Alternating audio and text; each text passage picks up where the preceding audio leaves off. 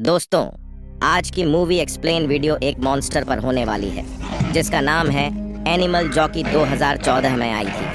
इस कहानी की शुरुआत होती है तो हमें दो मैरिड कपल को दिखाया जाता है जिनमें लड़की का नाम विकी होता है और दूसरे कपल में आदमी का नाम डगलस होता है। ये चारों लोग जंगल में होते हैं और ये चारों किसी क्रीचर से अपनी जान बचाकर भाग रहे थे, लेकिन तभी वो क्रीचर डगलस की वाइफ को पकड़ लेता है और उसे खींचकर अपने साथ ले जाता है। लेकिन ये होता देखकर भी डगलस अपनी वाइफ को बचाने के लिए कुछ भी नहीं कर पाता। अब इसके बाद ये सीन चेंज होता है और हमें कॉलेज के 5 स्टूडेंट्स को दिखाया जाता है जिनमें की एलिसा नाम की एक लड़की और बाकी उसके सभी दोस्त थे। उसका एक भाई भी था जिसका नाम जेफरी था और साथ ही एलिसा की एक फीमेल फ्रेंड मैंडी भी थी। ये सभी स्टूडेंट यहाँ जंगल में हाइकिंग के लिए आए होते हैं। तभी आगे बढ़ने पर उन्हें जंगल में एक नोटिस लगा हुआ दिखाई देता है जिस पर लिखा हुआ था कि इस जंगल में लोगों का आना अलाउड नहीं है। लेकिन ये सभी लोग इस वार्निंग को सीरियस नहीं लेते। इन्हें लग रहा था कि जरूर ये सरकार की कोई चाल है लोगों को जंगल से दूर रखने की। खैर अब इसके बाद ये लोग यहाँ एंट्रेंस पर अपनी पिक्चर क्लिक करते हैं जिसके बाद ये सभी लोग आगे बढ़ जाते हैं। रास्ते में एलिसा अपने बॉयफ्रेंड को बताती है कि मैं अपने फैमिली के साथ हर साल इस जंगल में घूमने के लिए आया करती थी, लेकिन अब क्योंकि हम कहीं और शिफ्ट हो गए हैं इसीलिए मैं अब 7 साल के बाद यहाँ पर आ रही हूँ। अब इसी दौरान हम यहाँ पर एक जानवर की डेड बॉडी भी देखते हैं जिसे कि किसी दूसरे जानवर ने बड़ी बेरहमी से मारा था। खैर थोड़ी आगे जाने के बाद एलिसा अपने भाई को और आगे जाने से मना करती है, वो उसे रोकती है। वो कहती है कि देखो हमें आगे नहीं बढ़ना चाहिए क्योंकि हमें वापस भी जाना है, क्योंकि अगर हमें यहाँ पर रात हो गई तो हमें काफी मुश्किलों का सामना करना पड़ सकता है।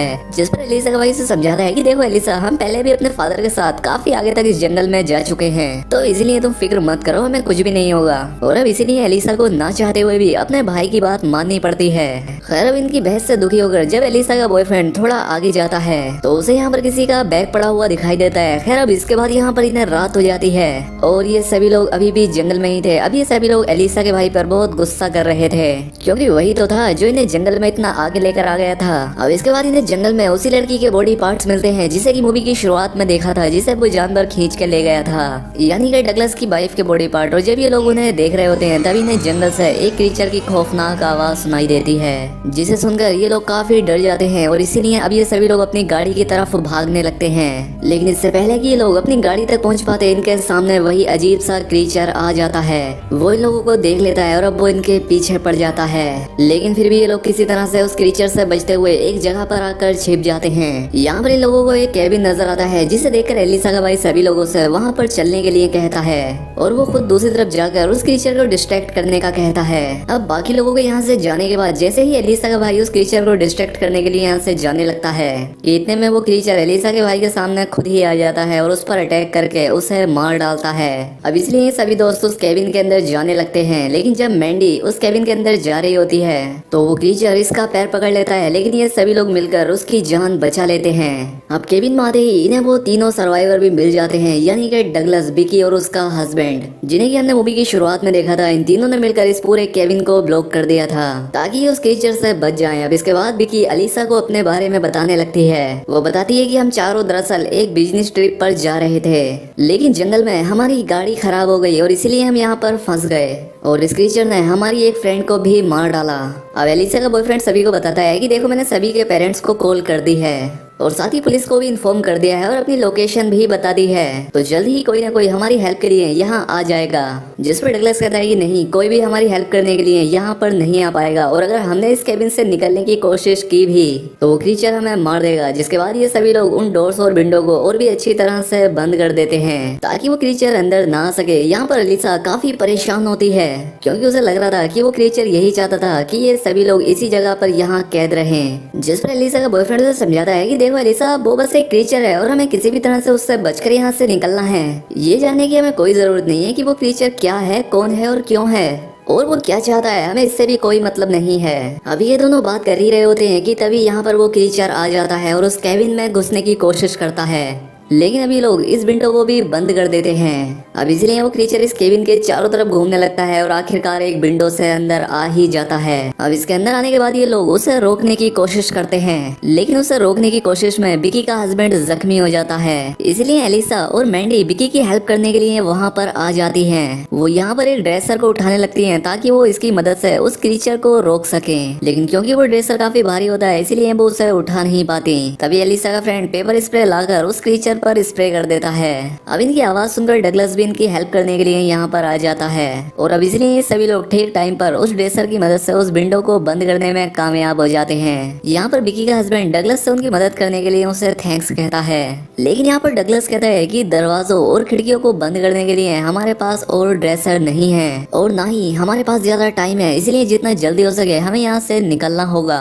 अब रात में जब ये सभी लोग एक साथ बैठे होते हैं तो यहाँ पर एलिसा का फ्रेंड कहता है कि चिंता मत करो, पुलिस की हेल्प बस आने ही वाली होगी। जिस पर डगलस हंसते हुए कहता है कि नहीं, हम इस जगह पर ज्यादा देर तक टिक ही नहीं पाएंगे और हमारी हेल्प करने के लिए यहाँ पर कोई आएगा भी नहीं, क्योंकि सभी जानते हैं कि यहाँ पर क्या चीज रहती है। यहाँ पर बहुत ज्यादा खतरा है, इसलिए हमें खुद ही यहाँ से निकलकर अपने लिए यहाँ हेल्प लानी होगी। लेकिन विकी का हस्बैंड ये बात सुनकर मना कर देता है। वो कहता है कि नहीं, यहाँ से बाहर कोई नहीं जाएगा। जिस पर एलिसा का बॉयफ्रेंड कहता है कि मैं जाऊंगा बाहर और मदद लेके जल्द ही वापस आ जाऊंगा।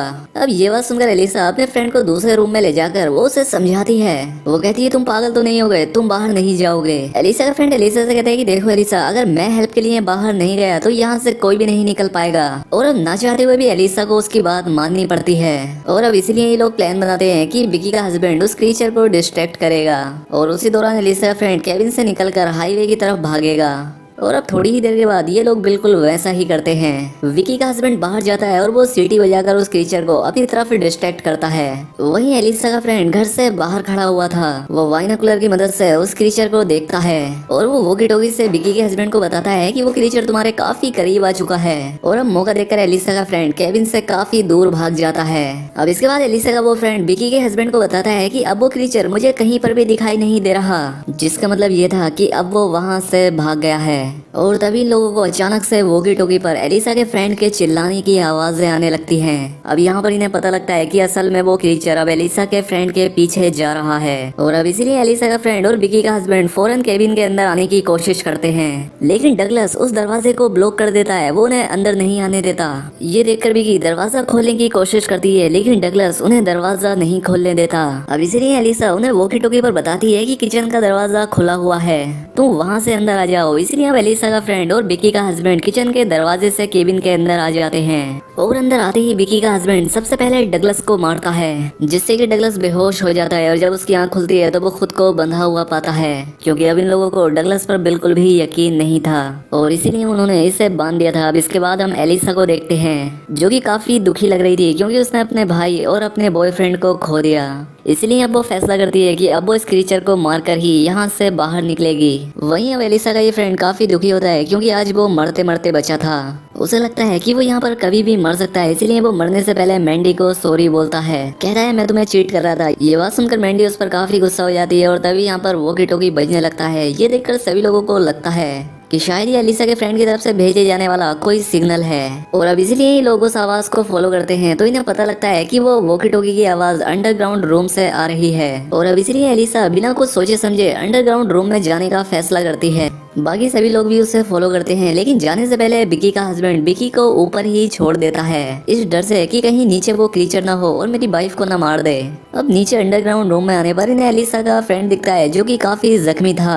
अब ये सभी लोग इसे यहाँ से ले जाने की कोशिश करते हैं, लेकिन तभी वो क्रीचर यहाँ पर आ जाता है। विकी का हस्बैंड उस क्रीचर को रोकने की कोशिश करता है, जिसके बाद ये सभी लोग एलिसा के फ्रेंड को लेकर ऊपर आ जाते हैं। लेकिन अब क्योंकि विकी का हस्बैंड उस क्रीचर को रोकने के लिए गया था, इसलिए वो उसके सामने टिक नहीं पाता, मतलब कि वो उसे भी मार डालता है। अब हम यहाँ पर देखते हैं कि एलिसा के फ्रेंड की हालत काफी खराब है। उसकी ऐसी हालत देखकर डगलस इनसे कहता है कि ये किसी भी टाइम मर सकता है, लेकिन शायद हाँ, इसकी वजह से हम सब बच सकते हैं। असल में डगलस का आइडिया एलिसा के फ्रेंड को यूज करके उस क्रीचर को डिस्ट्रैक्ट करने का था, ताकि ये सभी लोग बचकर यहाँ से निकल सके। लेकिन एलिसा इस बात के लिए बिल्कुल भी तैयार नहीं होती, बल्कि वो एक दूसरा प्लान बनाती है कि हम उस क्रीचर को ही यहाँ इस जगह पर लाकर ट्रैप करेंगे, जिसके बाद हम उसे अंडरग्राउंड रूम से मिले फ्यूल की मदद से उसे जला देंगे। और अब एलिसा का ये प्लान सुनकर डगलस भी उसकी बात से सहमत हो जाता है। वो कहता है कि ठीक है, उस क्रीचर को पकड़ने में मैं भी तुम्हारी मदद करूंगा। इसलिए अब एलिसा अपने फ्रेंड को कहती है कि डगलस को खोल दो, लेकिन आजाद होते ही डगलस एलिसा के इंजर्ड फ्रेंड को मार देता है। अब उसकी इस हरकत से सभी लोग काफी गुस्से में आ जाते हैं, लेकिन इससे पहले कि डगलस को कुछ कह पाते, वो क्रीचर उन ब्लॉक्स को तोड़कर अंदर आ जाता है। वो क्रीचर यहाँ आते ही डगलस को बड़ी बुरी तरह से मार देता है, जिसके बाद वो उसकी बॉडी खाने लगता है। अब मौके का फायदा उठाकर ये सभी लोग जल्दी से अंडरग्राउंड रूम में जाकर वो फ्यूल ले आते हैं और अब ये लोग उस फ्यूल से यहाँ पर आग लगा देते हैं, जिससे वो क्रीचर यहाँ पर जल जाता है और मारा जाता है। अब इसके बाद ये सभी लोग अंडरग्राउंड रास्ते से ही आगे बढ़ते हैं, लेकिन रास्ते में विकी को उसके हस्बैंड की डेड बॉडी दिख जाती है, जिसे देखकर वो वहीं पर रुक जाती है। लेकिन तभी यहाँ पर वो क्रीचर आ जाता है और वो एलिसा की फ्रेंड को खींचकर अपने साथ ले जाता है। और यहाँ पर हमें पता लगता है कि यहाँ पर एक नहीं बल्कि दो क्रीचर्स मौजूद थे, जिनमें से कि एक को तो इन्होंने मार दिया था, लेकिन दूसरा अभी भी जिंदा था। अब इसके बाद मैंडी विकी को लेकर वहाँ से भागने लगती है, लेकिन बुरी बात ये थी कि वो क्रीचर विकी को भी मार देता है। अब यहाँ पर सर्वाइवर सिर्फ मैंडी और एलिसा थी। अब इसीलिए वो दोनों एक साथ यहाँ से भागने लगती हैं, लेकिन बहुत ही जल्द वो क्रीचर एलिसा को भी पकड़कर उसे मार डालता है। लेकिन मैंडी किसी तरह से बचकर वहाँ से भागने लगती है। अब आगे जाने पर वो अपनी बॉडी पर मिट्टी लगा लेती है, ताकि वो क्रीचर उसे स्मेल करके उसके पीछे ना आए। अब इसके बाद मैंडी आखिरकार अपनी गाड़ी तक पहुंच जाती है, लेकिन अब जैसे ही वो गाड़ी स्टार्ट करने वाली होती है, वो क्रीचर यहाँ पर आकर उस पर अटैक कर देता है। लेकिन मैंडी किसी तरह से उससे बचती है और उसे अपनी गाड़ी से कुचल देती है, और इसके बाद वो अकेली ही इस जगह से सही सलामत बाहर निकल आती है। तभी हम उस क्रीचर की डेड बॉडी के पास एक और क्रीचर को देख पाते हैं, और इसका मतलब ये था कि इस जंगल में सिर्फ दो ही क्रीचर नहीं थे, बल्कि इनके अलावा भी यहाँ पर बहुत सारे क्रीचर्स थे। और इसी के साथ ये फिल्म, ये कहानी यहाँ पर ख़त्म हो जाती है।